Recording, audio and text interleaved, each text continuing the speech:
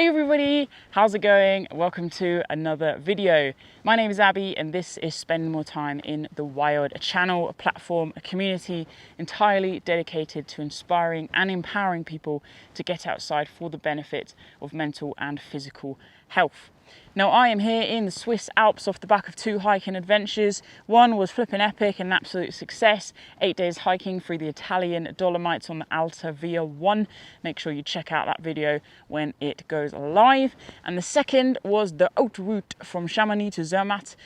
So just basically starting in France, popping into Switzerland, 13 days of hiking along the high route essentially.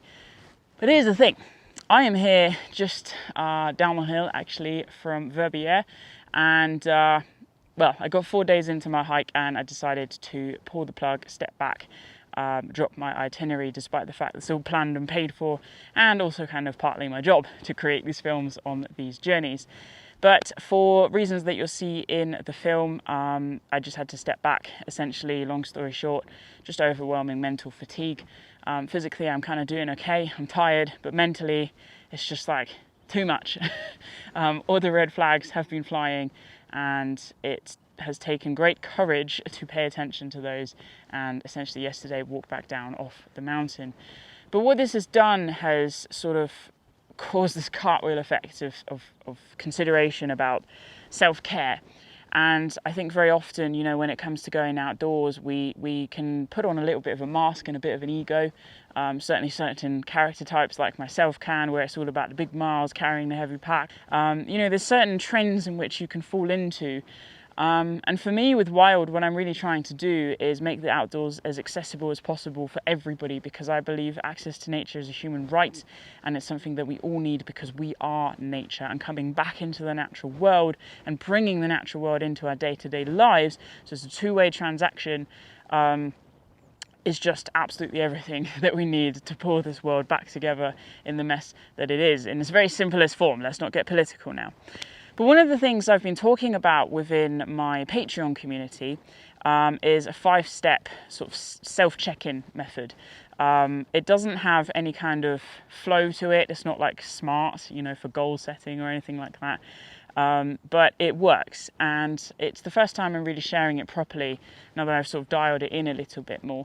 So my Patreon community is an online platform where basically you can subscribe to Wild and to me to support me financially every single month, and I offer you something back wholeheartedly every single month as well. If you'd like to support my work, then please do check out my Patreon community. That is a shameless plug, because that is kind of my bread and butter for helping this channel continue and spread the message and the love and the support for people accessing the outdoors.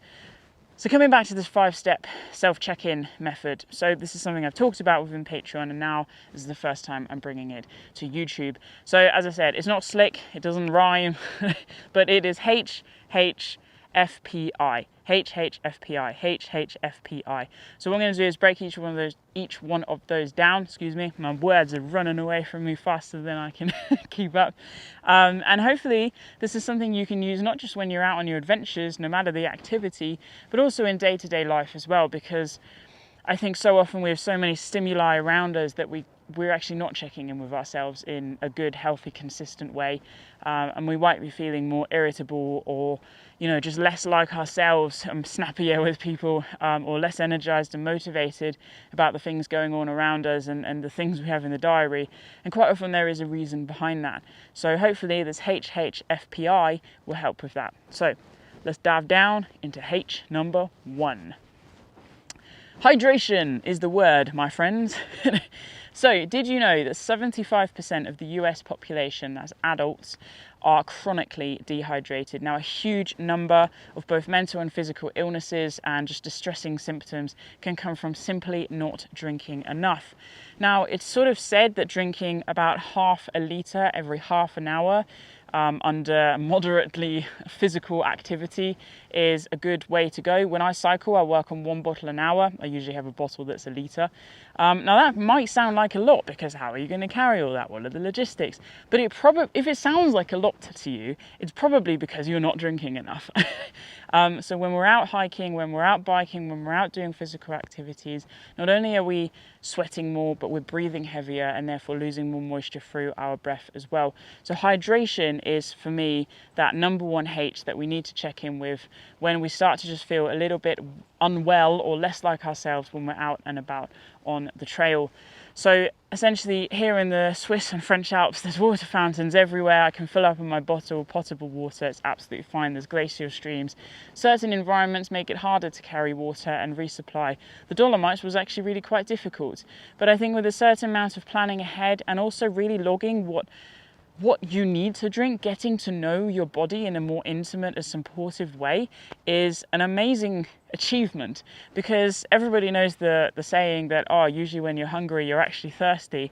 I do think there's some truth in that. We think about food as fuel, but hydration is everything. You know, it's going to keep our joints lubricated, it's going to keep our cells working, it's going to keep our brain functioning, tip-top performance, and it's going to help us with our endurance and our level of endurance when we're out on our adventures. So hydration is H number 1.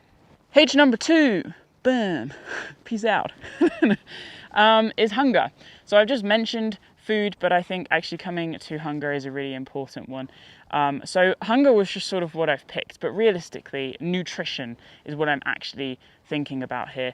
Maybe it should be HNFPI, but it just feels even harder to say.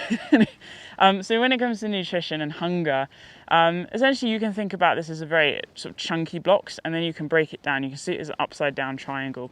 So the first sort of top line of this upside down triangle of hunger is, am I actually hungry? Have I eaten enough today? Am I literally getting enough calories in based upon what I'm exerting? Now, so often, you know, our materialistic, commercialized world glorifies losing weight when we're out being active. And I think absolutely there's something to be said for that. You know, keeping ourselves within a healthy range of well-being, let's just put it like that, is a really great thing that we can do for ourselves. But I also think it's really important that we do stay fueled, and when we're out on our adventures, if we're feeling a bit sluggish and low, quite often we've just not eaten enough. We've burnt more calories than we're actually taking in. And in order to restore that balance, and again, get our brain functioning, get our body functioning back to that peak performance so that we can really maximize and enjoy our amazing, intimate experience with the natural world, eating enough and getting enough calories is a really important thing to consider. Now I will hold my hands up and say, you know, this is sometimes easier said than done, particularly when it comes to the fact that you have to carry your food. You know, I'm pretty much plant-based when I'm back home, but when I'm traveling, I go to vegetarian because, you know, sometimes I actually just like the cheapest and lightest thing I can carry is some cheese. And that's just how it goes, cheese and bread. You know, I can't be carrying a whole bag of carrots. So there are degrees of flexibility you have to have, but I think again it's that thinking ahead. It's when am I going to be in sort of civilization where I can resupply on the macronutrients, you know, the carbohydrates, the fiber, the fats, the proteins, so that I can really restore my energy balance with the hydration which we've just mentioned. You know, it's a really important thing to be thinking about, because ultimately we are machines and you need to think about the fuel that you're putting into your body as a machine. So the last part of this sort of hunger and nutrition is actually your micronutrients. So you've got your macronutrients, you've got your micronutrients. I'm not a nutritionist, I don't profess to be. I'm very passionate about nutrition and eating well, particularly eating close to the earth and eating for our bodies, which means no particular trend and diet other than what we actually need to sustain us and feel as good as we possibly can. But micronutrients. So I've just mentioned that when we're on the trail, quite often the most available, lightest thing to carry with us and calorie dense thing is just junk food. You know, it's cookies, it's crisps, it's I don't know, freaking Madeleines here, that's what I've been living off, and waffles. It's bread, you know, quite often it's beige in colour.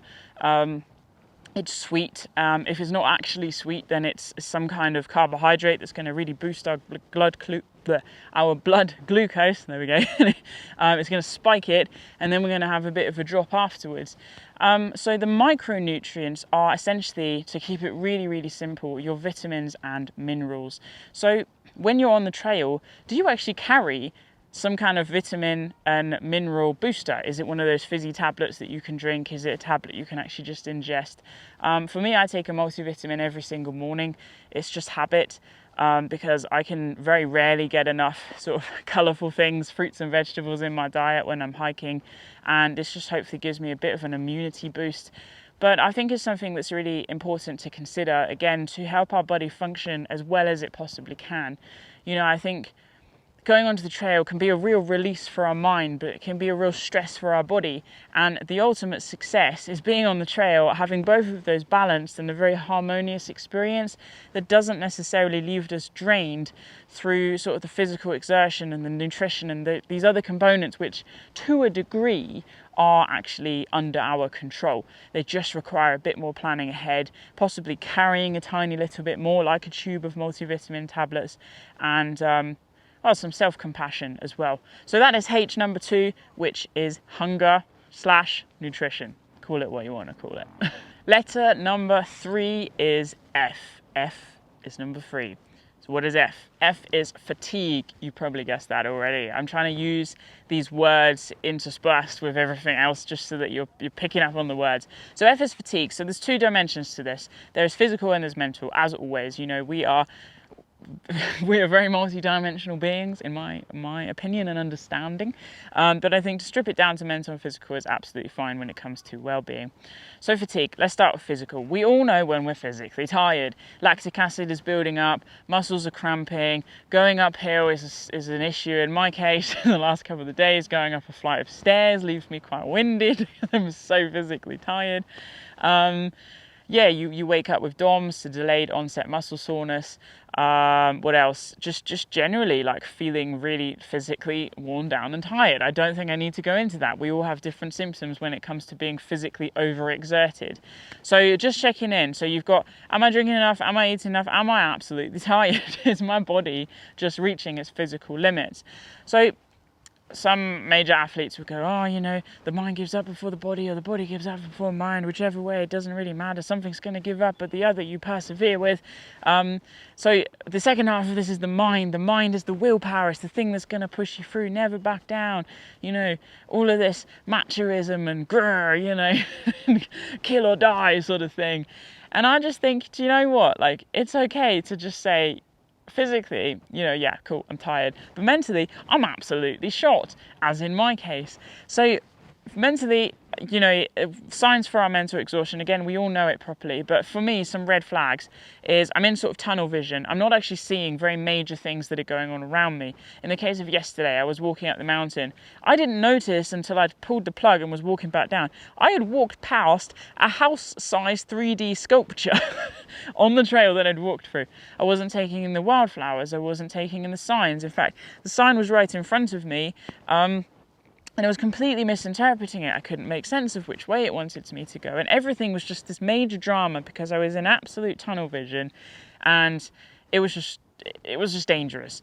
So other signs of really mental fatigue is complete inability to make a decision. Also experienced that yesterday.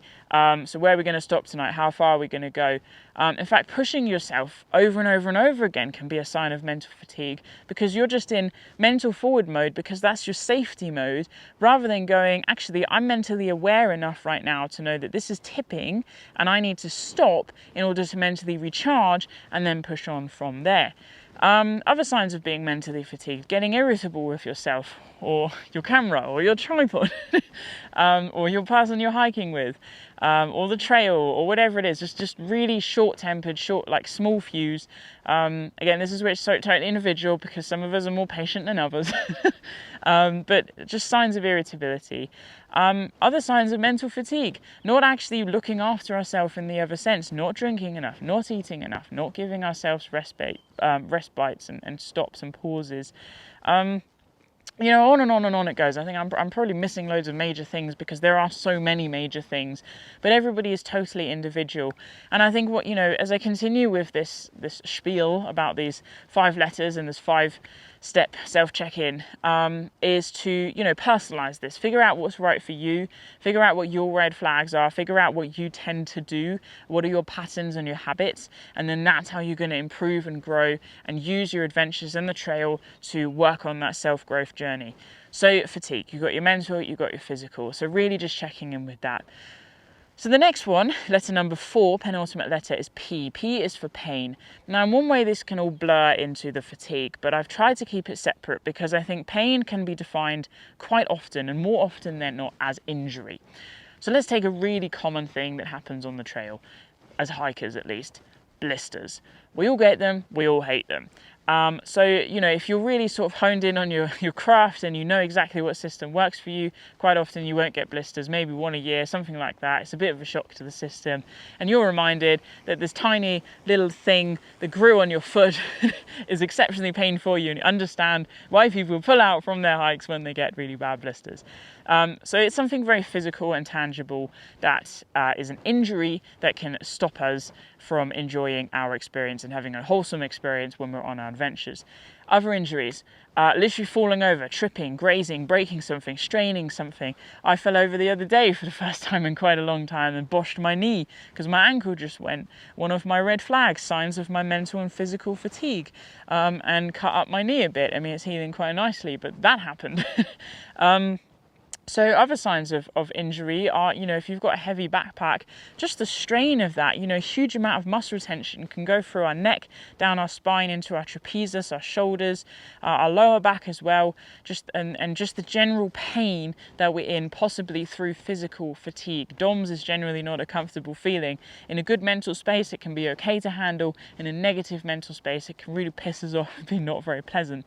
So Pain is yes, injury. And then of course, just like the fatigue with our physical and mental, we have mental pain as well. So mental distress, I think, is something that can be something that we really need to check in with ourselves about.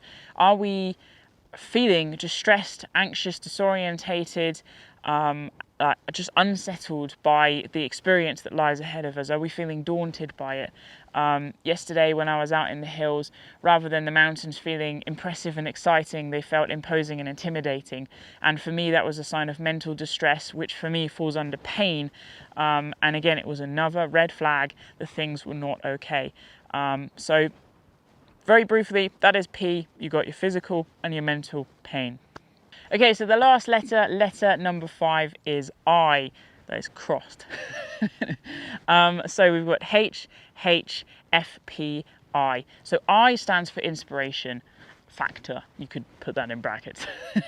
So for me, I'm really passionate about people understanding the why and having a sense of purpose, because I strongly believe that a lot of mental health struggles, distress, pain, fatigue, however you want to put it, comes from striving against something that goes against our why and a lack of meaning and purpose in our day-to-day lives. Now, the trail can be used as a metaphor for life. It's sort of a micro version of a story, of a journey, of a chapter in our lives. And just like we want to have meaning and purpose in our whole lives, we want a why and a sense of meaning and purpose when we're on an adventure. So if you are lacking that inspiration factor, if where you are is boring you or not impressing you, or you know is not energizing you, then generally, again, that's sort of a red flag that potentially your self-care is slightly off or something is slightly wrong. And this is something I experienced in the last couple of days when I was hiking on the Haute Route, just really struggling. I am in the most impressive grandeur of Swiss Alps and I have not been taking in any of it. The wildflower meadows have been vast and expansive and utterly beautiful, and you know, every so often I'll notice a new flower, and I love my flowers, but really it was just kind of same old and head down and back into that tunnel vision. So I think checking in with your inspiration factor. And, you know, to summarize all of this, if you're somebody that works quite well with numbers, you could take each of these letters, so your H, H, F, P, I, and you could go sort of 1 to 10. 1 to 10, how hydrated am I? 1 being exceptionally unhydrated, you know, really dehydrated, possibly going to die very soon. 10 being you're on top of the world, you're good, everything is tip top. You know, fatigued, mental and physical, 1 to 10. Pain, mental and physical, 1 to 10. Inspiration factor, 1 to 10. Where are things at? Write it down if that helps you. If you're a visual person, bring yourself a little notebook when you're on the trail with some paper and a pen or a pencil. Pencils are a forgotten thing of the past. I love a pencil. Side note. But, you know, just really giving yourself the chance to check in these things. And this is the whole point. We all have off days. We all have days where we wobble. We all have days where we find it hard. We all have days where we are tired in day-to-day life and on the trail. And that is absolutely okay. And whilst I understand the concept of the saying, it's okay to be not okay, like I get the point, but I also think you don't need to be not okay. Like, there's a reason that you're not okay, and that reason is stopping you from being okay. So we need to look at not just the symptoms, but the problem, what is going on. And quite often on the trail, you know, it is one of these things that's going on. I think, you know, another element of something that can impact us when we're on the trail is what is going on back home in life, you know, and that could fall under sort of mental pain, that mental distress, because we're occupied, we're somewhere else in our journey. You know, the reason why I'm fluttering about is because, as I keep saying, this is entirely situational, it's entirely personal, everybody's journey and story is different, but I do just hope that this has been thought-provoking for you, so that if you are finding yourself feeling down, that you can use this as a tool to check in with yourself and hopefully, you know, feel a little bit better. That's kind of the goal and the solution. There's no other reason for this. So that is my 5-step self-care check-in for day-to-day life and on the trail, this is where I've cultivated this fall, particularly through hiking. So just one more time, it's HHFPI. H for hydration, H for hunger / nutrition, F is for fatigue, P is for pain, and I is for inspiration.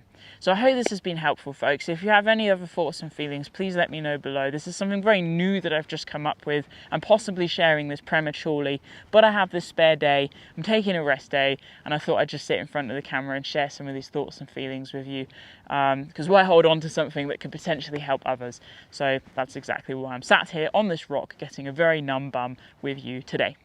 Thank you for listening.